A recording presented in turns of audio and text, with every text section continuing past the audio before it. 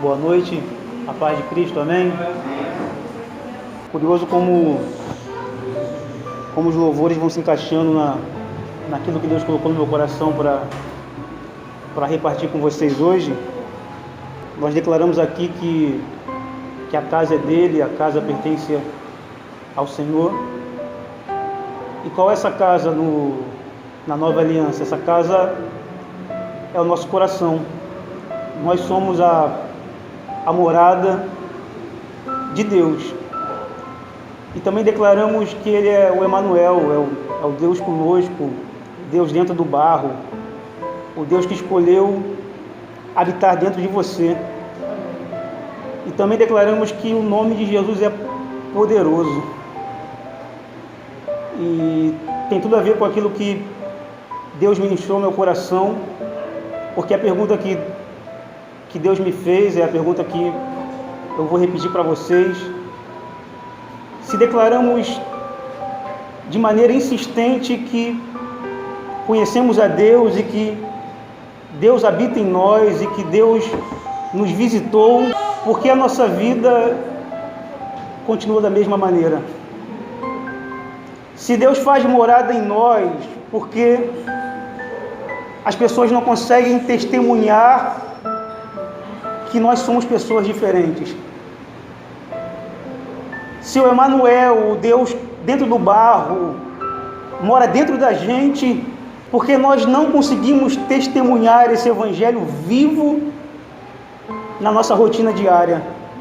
Se declaramos que a casa é dele, que ele mora em nós e que nós pertencemos a ele, porque até hoje vivemos vidas de qualquer maneira, sem que as pessoas consigam enxergar Jesus em nós. Eu quero te convidar a abrir o Evangelho de Marcos, capítulo 5. Evangelho de Marcos, capítulo 5. Evangelho de Marcos, capítulo 5, você achou aí? Diz assim: eles atravessaram o mar e foram para a região dos Gerazenos. Quando Jesus desembarcou, um homem com um espírito imundo veio dos sepulcros ao seu encontro. Esse homem vivia nos sepulcros e ninguém conseguia prendê-lo, nem mesmo em correntes, pois muitas vezes ele arrebentava as correntes dos pés e das mãos, e ele quebrava todos os ferros. Ninguém era capaz de dominá-lo, porque ele era muito forte. Noite e dia, ele andava gritando e se cortando com pedras entre os sepulcros e outras vezes nas colinas. Quando ele viu Jesus de longe, correu, prostrando-se diante dele e gritou em alta voz: que queres comigo, Jesus, Filho do Deus Altíssimo? Eu te imploro por Deus que não me atormentes. Pois Jesus tinha dito para ele: saia desse homem, espírito imundo. Então Jesus lhe perguntou: qual é o seu nome? O meu nome é Legião, respondeu ele, porque somos muitos. Amém?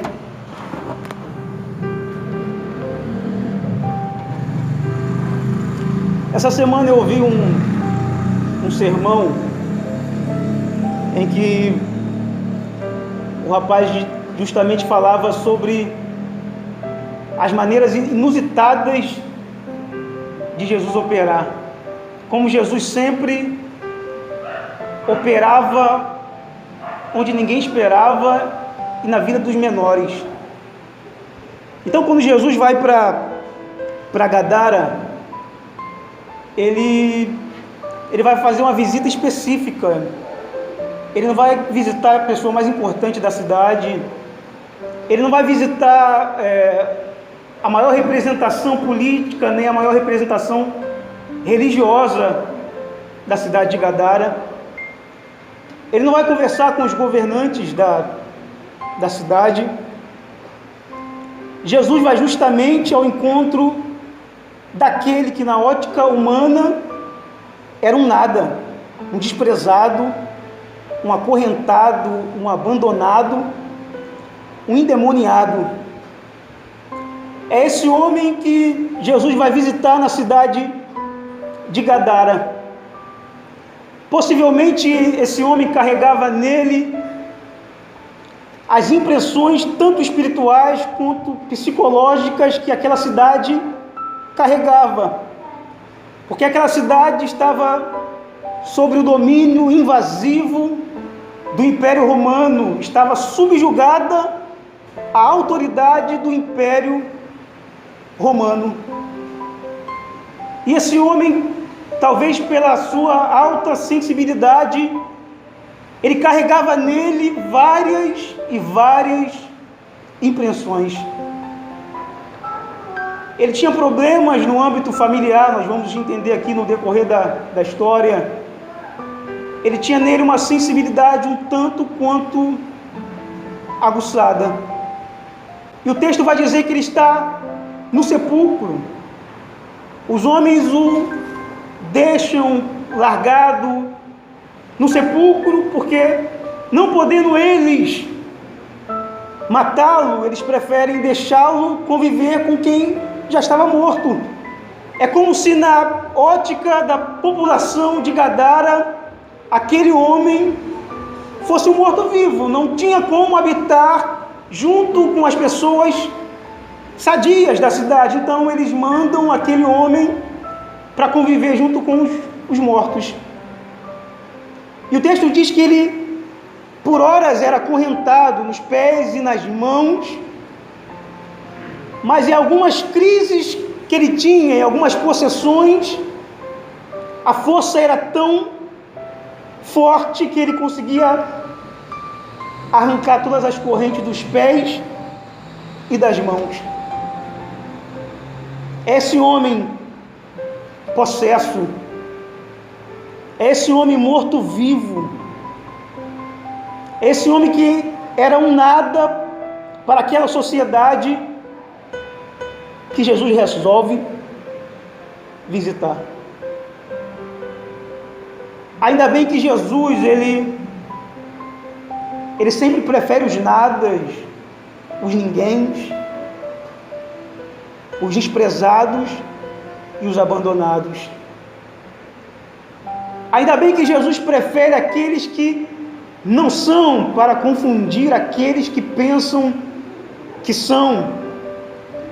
Porque aqueles que pensam que são, acham que conseguem pelos seus próprios esforços e méritos, mas aqueles que não são, sabem que só conseguem através da operação milagrosa de Jesus. E Jesus ainda hoje, ele prefere visitar a nossa Gadara. Ele prefere entrar nos nossos locais secretos, aonde nem nós conseguimos nos dominar. Mas Jesus consegue mudar a nossa trajetória. Então Jesus chega na cidade, vai para Gadara, vai para o sepulcro. Por isso que Jesus era herege para os religiosos. Que homem religioso que se preze vai visitar sepulcros? Sendo que o sacerdote não poderia cumprir os seus ritos sacerdotais se tocasse ou se chegasse no mínimo perto de algum defunto. Ainda bem que para Jesus a lei é inferior ao amor. Ele sempre prefere o amor e a misericórdia. E Jesus vai para lá, para o meio do sepulcro, onde estava um homem vivo, mas que habitava e se confundia com aqueles que estavam mortos. E quando Jesus chega, o texto vai dizer que o homem se prostra. Note que ora o texto vai dizer que o homem faz e ora é o Espírito que está nele que faz. Porque aquele homem estava tão atormentado, tão possesso, que ora ele tinha atitudes próprias e ora ele era dominado por espíritos. E o texto vai dizer que ele se prostra, talvez como um pedido de socorro, como aquele que viu alguém que poderia tirá-lo daquela situação. Alguém que observou uma pessoa que o olhou de forma diferente. Alguém que não viu como morto. Alguém que não viu como um desprezado, como um largado. Alguém que o enxergou como ser humano. Alguém que o enxergou como gente.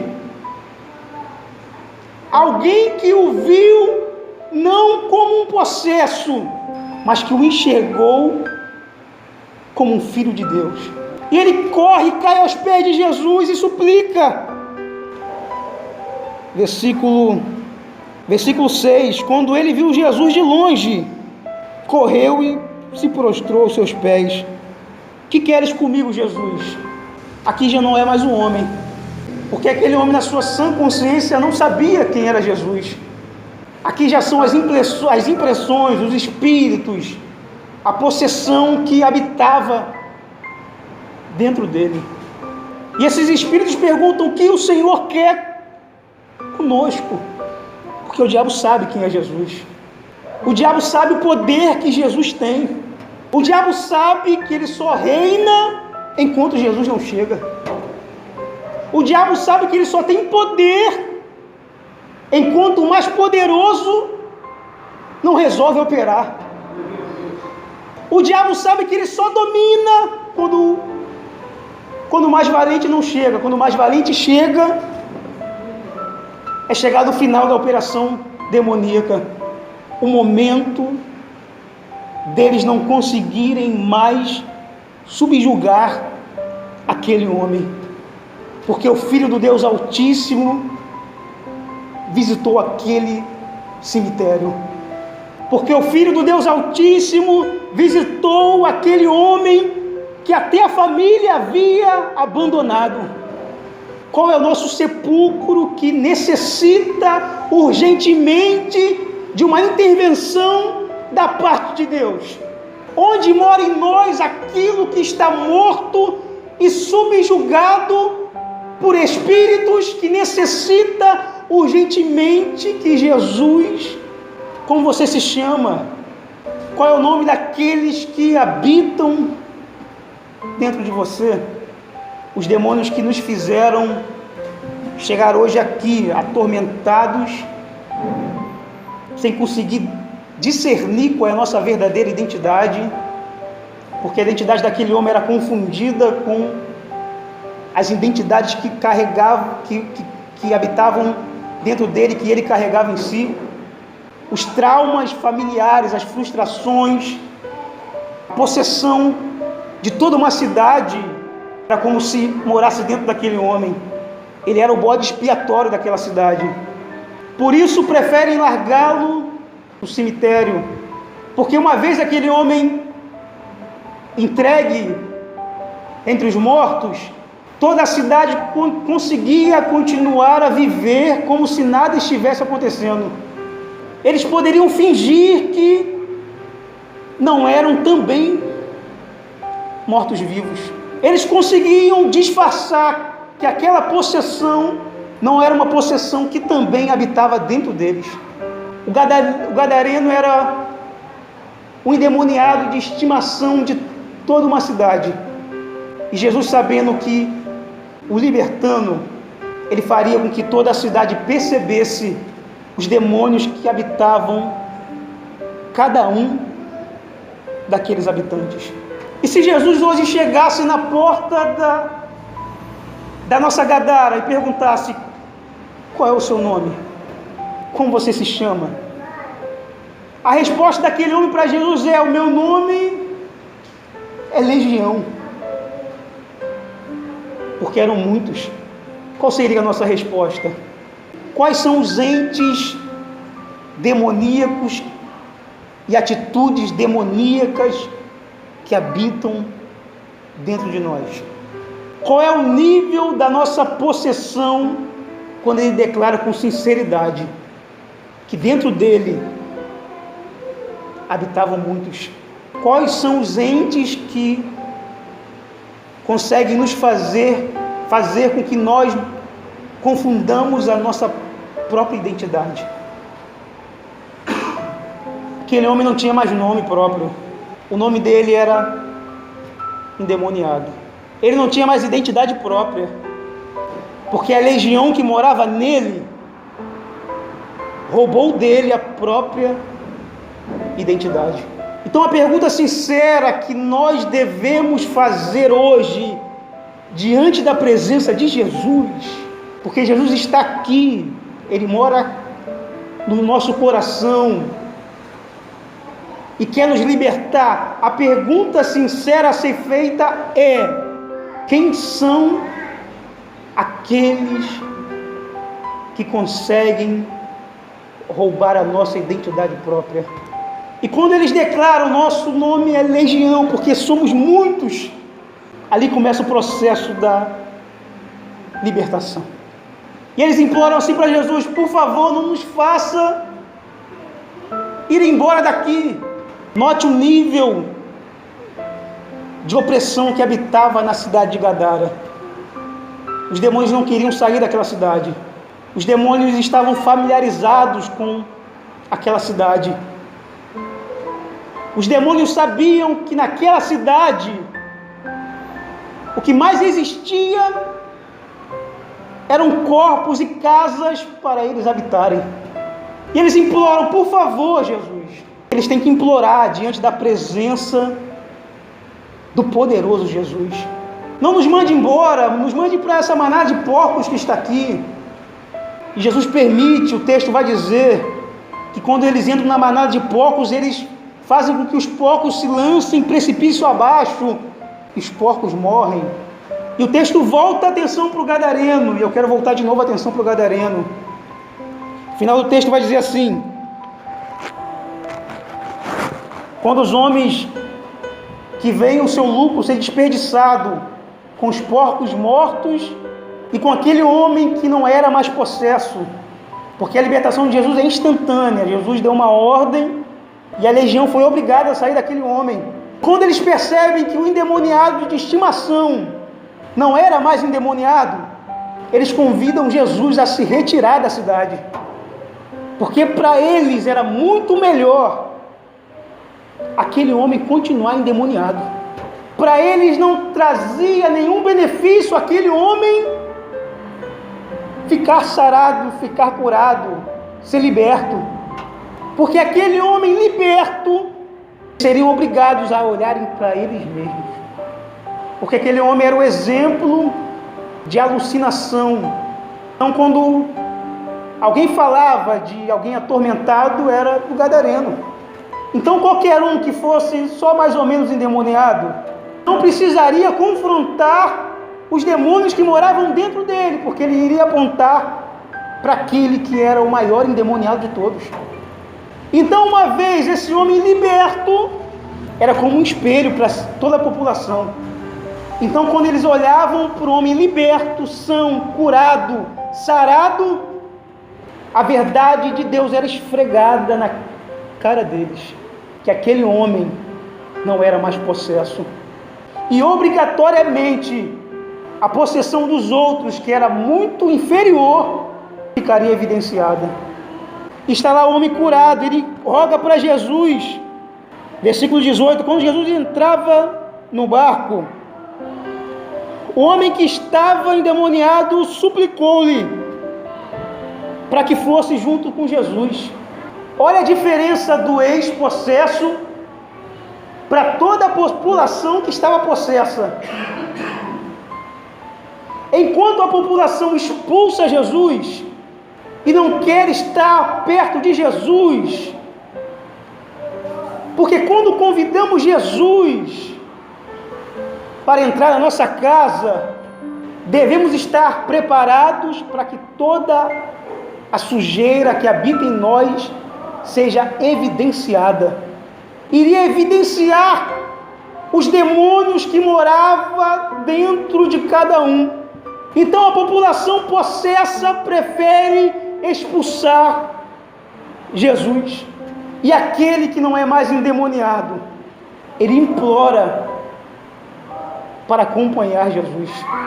Ele implora para andar com Jesus. Ele implora para permanecer na presença de Jesus. E aqui Jesus vai ensinar para o gadareno que é o Evangelho. Jesus diz assim para ele, versículo 19: Jesus não permitiu que ele fosse, mas disse: vá para casa, ou seja, volte para o lugar do seu trauma, volte para o lugar onde você foi subjugado e julgado, volte para o lugar que você não tem boas lembranças, volte para o meio daqueles que te viam como morto-vivo, porque agora é diferente. Volte para casa, porque você não é mais endemoniado.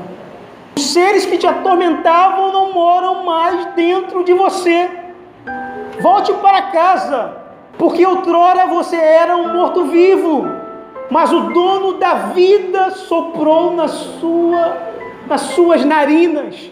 Volte para casa, porque aqueles que te viam como morto verão que você está vivo e que eu fiz um milagre acontecer na sua vida.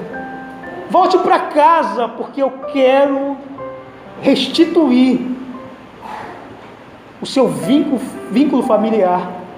Volte para casa, porque se eu te levar daqui, para onde eu vou, ninguém te conhecia antes. Ninguém viu qual era o seu antigo estado. Ninguém viu como você estava entregue a demônios. Mas na sua casa não. Em Gadara não. Em Gadara e na sua casa todos viram que você era um possesso. E só em ver você são e salvo, eles verão que o Deus que liberta todos aqueles que se aproximam dele com sinceridade e que clama por libertação, operou na vida dele. E uma vez enxergando nele a libertação, toda uma cidade poderia, através da vida dele, descobrir aonde estava aquele que poderia fazer a libertação acontecer. Então Jesus não permite que ele vá. Vá para sua casa e para sua família e anuncie para eles o que o Senhor fez com você e como Ele teve misericórdia da sua vida. Antes gadareno, antes endemoniado, agora Ele é o Evangelho vivo dentro daquela cidade. Gadara é uma cidade que pertencia a 10 conjuntos de cidade, chamada Decápolis. E quando Paulo vai para essa cidade mais da frente, essa cidade já estava altamente evangelizada. Já existiam muitos convertidos naquela cidade. Quem foi o pregador do Evangelho naquela cidade? Quem foi a testemunha viva do Jesus que opera tudo em todos naquela cidade? Foi o gadareno. Foi o gadareno que saiu de endemoniado para missionário. Voltou para casa, testemunhou o que Deus havia feito na vida dele, e através da vida dele, do milagre de libertação que Jesus fez com que a cidade de Gadara fosse alcançada pelo Evangelho. É isso que surpreende no Evangelho, que Jesus não se preocupa muito com o nosso currículo acadêmico, com o nosso pedigree espiritual. Jesus não se preocupa de qual família nós viemos, se viemos de uma família pastoral, se a nossa família é de linhagem sacerdotal. Para Jesus, isso em nada é a mesma coisa. porque Ele é poderoso e capaz de nos visitar hoje, dentro das nossas complexidades, possessões interiores, e a partir disso, de maneira instantânea, depois que clamarmos e declararmos que só Ele tem poder, de maneira poderosa, para levar pessoas possessas aos pés de Cristo. Então é por isso que eu comecei perguntando para nós, a pergunta também é para mim, porque declaramos tanto que Jesus mora em nós, e de nós não emana esse poder que é capaz de transformar aqueles que estão próximos de nós. Porque quando Jesus manda ele ficar na cidade, vai embora, Jesus está mostrando que o reino de Deus, que mais à frente ele vai dizer para os discípulos, que o reino não vem de maneira visível. E se alguns disserem, olha o reino ali, não vai, não é o reino. Se alguns tentarem patentear o reino, e disserem que naquele lugar está o reino, não acreditem, porque o reino não pertence a um lugar, a um endereço. O reino mora dentro daqueles que professam a Cristo como Salvador. Jesus está dizendo para o gadareno, você não precisa ir comigo, porque uma vez reconhecendo que eu posso te libertar, a minha presença já mora dentro de você. Então, se a presença de Jesus mora dentro de nós, e se nós somos o sal da terra e a luz do mundo, as pessoas que nos ouvem falar de Jesus, do mesmo Jesus que professamos, e se as pessoas que estão conosco todos os dias não sentem vontade de conhecer o nosso Jesus, é porque Ele verdadeiramente ainda não faz morada em nós. É porque em nós ainda não há espaço para Ele. É porque em nós ainda habitam legiões. É porque em nós moram coisas, mas não mora o dono do universo. Então a mensagem de Jesus para nós hoje é essa. Tem espaço para Jesus dentro de nós? Tem espaço para Jesus no nosso coração? Tem espaço para Jesus nos nossos ajuntamentos religiosos? E se tem espaço para Jesus e se Ele mora em nós, por que as coisas à nossa volta não mudam? Por que a corrupção só aumenta, a criminalidade só aumenta, os possessos de alma só ficam cada vez mais possessos? Se Ele tem espaço entre nós, por que nós não conseguimos mudar nem a nossa vida? Porque nem nós conseguimos ser pessoas melhores? Se tem espaço para Jesus em nós, porque ainda somos pessoas tão mesquinhas, antipáticas, cruéis, possessas, corruptas. E se diante de todas essas perguntas nós conseguimos identificar que possivelmente ainda não há tanto espaço assim para Ele, a boa notícia para nós é: visita a nossa Gadara hoje, e é poderoso para nos libertar e nos transformar em novas criaturas. Amém? Deus, eu quero te louvar. O Senhor visita os ninguéms, os desprezados, os maltrapilhos, os mortos-vivos, aqueles que não são, aqueles que são reduzidos ao estágio de desprezados. Só o Senhor é capaz de visitar cemitério, porque cemitério é lugar de mortos, é lugar de ossos, de cheiro podre, é um lugar que os vivos só visitam e ainda evitam esse tipo de visita. Mas lá morava um homem que fez da morada dos mortos a sua. Um homem que era confundido com os mortos, um homem que foi sepultado em vida por toda uma população, um homem que não tinha nome, não tinha identidade, um homem que o governo não se preocupava, o poder político e religioso desprezavam, o homem que a família havia abandonado,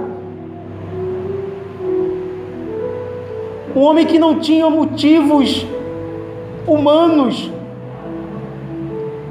para acreditar em mais nada.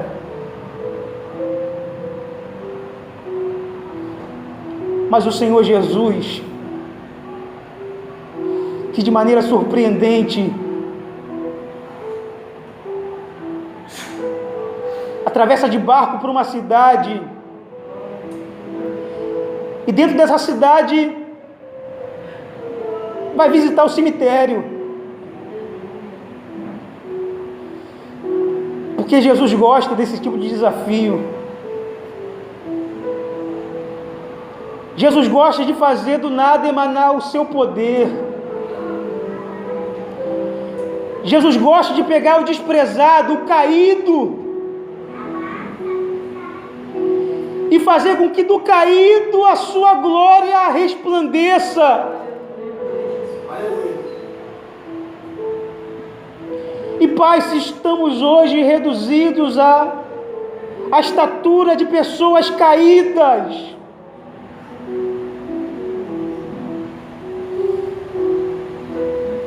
te imploramos,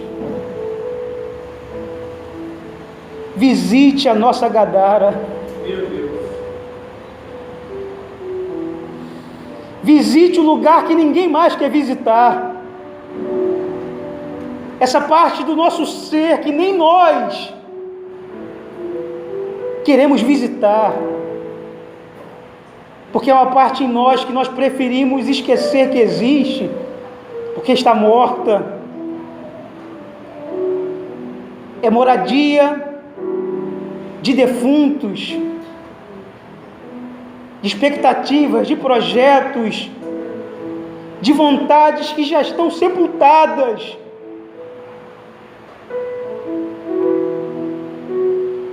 O Senhor é poderoso para visitar.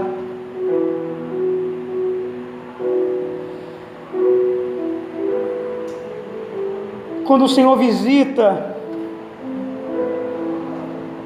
não é para ficar do mesmo jeito.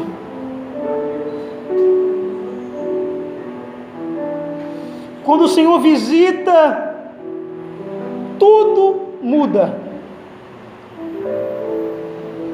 Quando o Senhor visita, o lugar que era habitado por legiões será a habitação do teu Espírito. Pai, eu te oro agora pela nossa libertação. Que todos os entes, todos os demônios que moram em nós se prostrem diante da presença que ao mesmo tempo é doce, suave, poderosa, furiosa, do seu Espírito Santo. E que aqueles que nos viram habitar em lugares de morte, nos viram acorrentados dos pés até as mãos, possam nos ver curados, libertos, e que a partir disso essas pessoas comecem a encontrar nelas os seus próprios demônios, e que através da nossa vida essas pessoas implorem para conhecer o Jesus que morou e que entrou em nós e fez esse milagre. Pai, eu te imploro que a nossa vida seja um testemunho vivo, que nós sejamos a Bíblia que o mundo vai ler, que nós sejamos o Evangelho vivo, e que a nossa família, os nossos vizinhos, os nossos amigos queiram conhecer o nosso Jesus, que é o único capaz de fazer o gadareno endemoniado se transformar no missionário que colocou toda uma cidade de cabeça para baixo. Pai, que esse poder possa emanar em nós e através de nós, em nome de Jesus. Amém e amém.